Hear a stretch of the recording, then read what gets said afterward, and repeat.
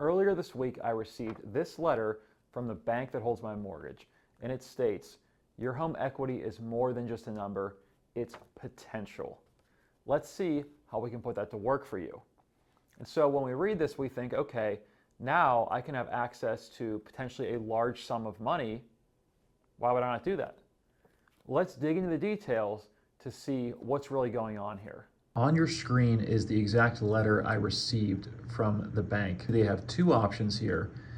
The home equity line of credit, also known as a HELOC, and they say it's a flexible, accessible option for cash.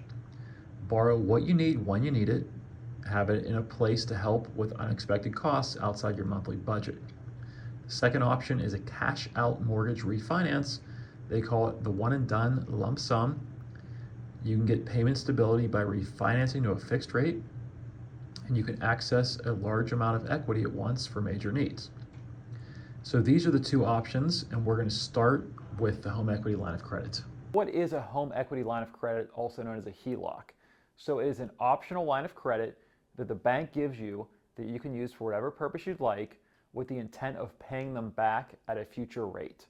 Now, these lines of credit are typically at a lower interest rate than you'll see at a credit card, which is much higher, because the credit is backed by your house, which means if you default or you don't pay the bank back on the money you borrowed over time, they can potentially take your house from you. The amount of money the bank will give you will depend on your equity in your existing home. And so to understand that, we have to dig into the formula for equity. So what is home equity? It's the portion of your home that you own outright. To find this number, you subtract your outstanding mortgage balance from your home's current market value. The equation is home value minus outstanding mortgage balance equals your equity. And I have an example listed below. Let's say your house is worth $400,000. Your outstanding mortgage balance is $250,000, so that's what you still owe to the bank on your house. And you own outright $150,000 of that house. Therefore, we take the house minus the mortgage balance, and that's your equity, that $150,000. Some lenders will give you up to 85% as a credit limit of your home equity in your house. And when you receive this line of credit, you are not obligated to use it. That's up to you. If you don't use it, you don't have to pay interest, but if you do, then you would pay the interest.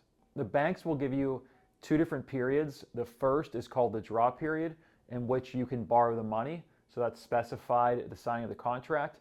And the second period is when you pay back the money to the owner, which includes principal and interest. Some banks will charge a fixed rate, which means your rate will not change. So let's say it's 5%. That means it stays at that 5% throughout the entire loan period. And some will be variable. That means it can fluctuate depending on market conditions throughout the period. It's important to know that if you don't pay back your debt at the end of the agreed upon period, that is called defaulting, and potentially your home can be taken from you. You don't want to end up like this woman here in the video. She's an old lady. I mean, look at her. She's old. You can't just take her stuff. She's too old. We have to take the house. And if you can't get the money together in 90 days, we're going to have to sell the house to someone else. The second option we saw in that letter I received from my bank is called a cash out refinance, or a one and done lump sum. This is an option where you essentially convert your equity into cash.